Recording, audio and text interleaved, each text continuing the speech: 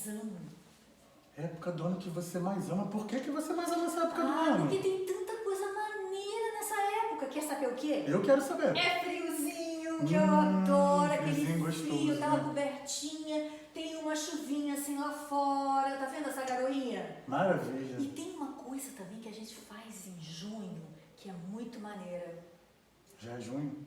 Já é junho. Já chegamos em junho? Já chegamos em junho. Gente, tem foi umas tão comidas rápido. super especiais em junho, Bruno. Comida. Ah, já sei quais são as comidas especiais de Que é? junho. Eu já sei, ó. A gente tem muita coisa com amendoim. Isso, tem paçoca. Tem paçoca. Pé de moleque. Pé de moleque. Tem cocada também. E tem canjica. Tem canjica. Gosto muito de canjica. Ah, eu gosto porque é quentinho, aquece o coração. Não, canjica não é uma coisa boa, tem leite.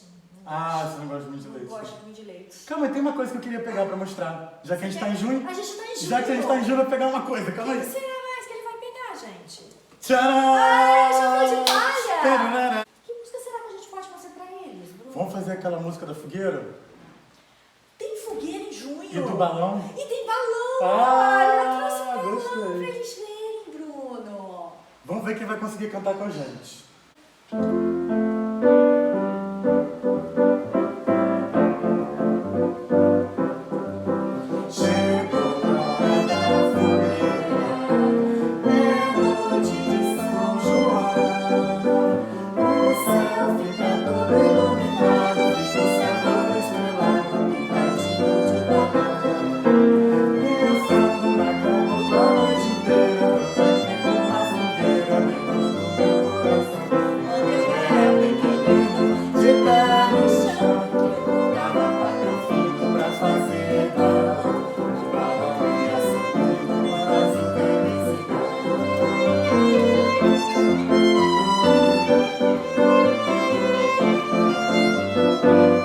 De novo.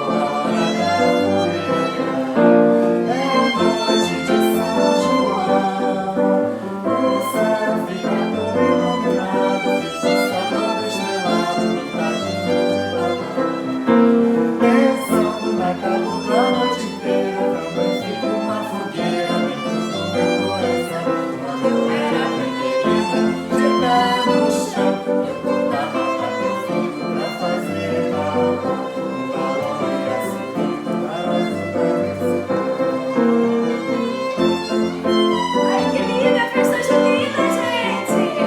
Bora dançar essa festa junina! Pratica essa música em casa, gente, porque essa é a época da gente cantar as músicas de balão. Mas não sei de balão não, hein, Bruno? Porque balão é perigoso. É perigoso. Cuidado, mas esse balão assim pode. Feliz São João pra todos! Feliz São João!